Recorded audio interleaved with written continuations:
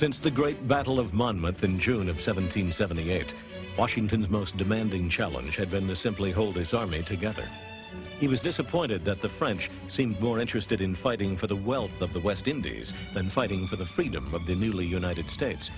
But the French presence had diverted Clinton, whose forces were concentrated in New York. At the end of 1779, Washington moved his army back to the hills above Morristown, New Jersey. He set his men to the task of building a soldier city of log cabins.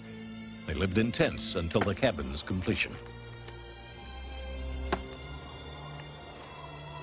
The sufferings of the poor soldiers can scarcely be described.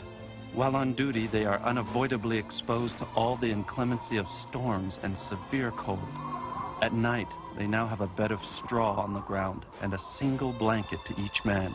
They are badly clad, and some are destitute of shoes. Dr. James Thatcher. In less than 2 months, they had constructed over 1,000 cabins. Now at least they had some relief from the unrelenting snows. But the snows made transport of food and other supplies extremely difficult.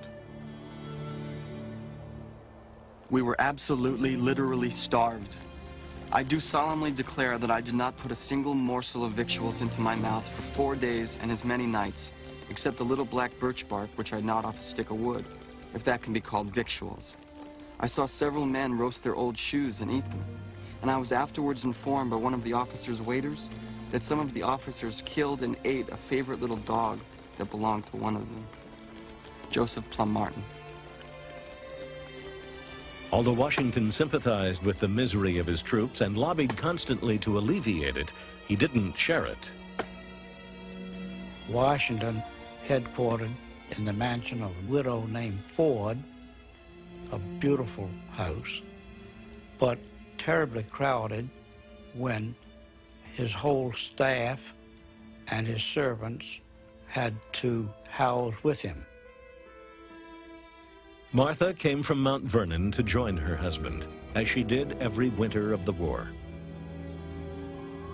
At Morristown, though he had daily concerns with his army, the social side of Washington emerges. We see him having afternoon riding parties with the ladies and evening dinners and balls and dances. This has been true of armies since the dawn of time. Of course, the general lives better than the enlisted men. So at Morristown and Valley Forge and other winter camps, Washington lived in a fairly substantial house, very often almost a mansion. The enlisted men accepted as part of the class system of the day, as long as he made sure that their food was decent, they had enough firewood, and he did work day and night at that. He was always struggling with the commissary to get better food for these men and writing to the Continental Congress to try to do something about the abominable system of feeding the army, which they had set up. Nevertheless, Washington faced the first Continental Army mutiny at the end of that snowy Morristown winter. On the evening of May 25th, several armed regiments paraded about the camp with their arms, refusing to disperse. They were angry about their lack of food and poor conditions, yet unsure about their methods. The mutiny soon lost its explosive quality, but the frustration of the troops remained. The worm of hunger gnawing so keen kept us from being entirely quiet. We therefore still kept upon the parade in groups, venting our spleen at our country and government, then at our officers, then at ourselves for our imbecility in staying there, and starving for an ungrateful people who did not care what became of us. Joseph Plum Martin. The mutiny ended quietly and without violence. But Washington was deeply affected by the dissatisfaction of his men and harbored pessimistic thoughts about winning the war without greater support from an indifferent citizenry and an ineffectual Congress.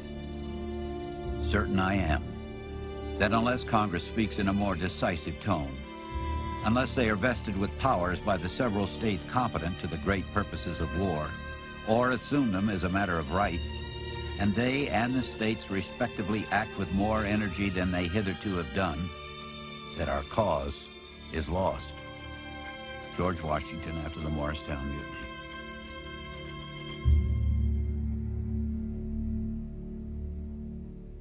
The war had grown long.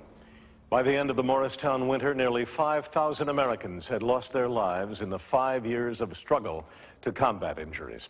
But several times as many had died of starvation and disease. And still, no end to the fighting was in sight.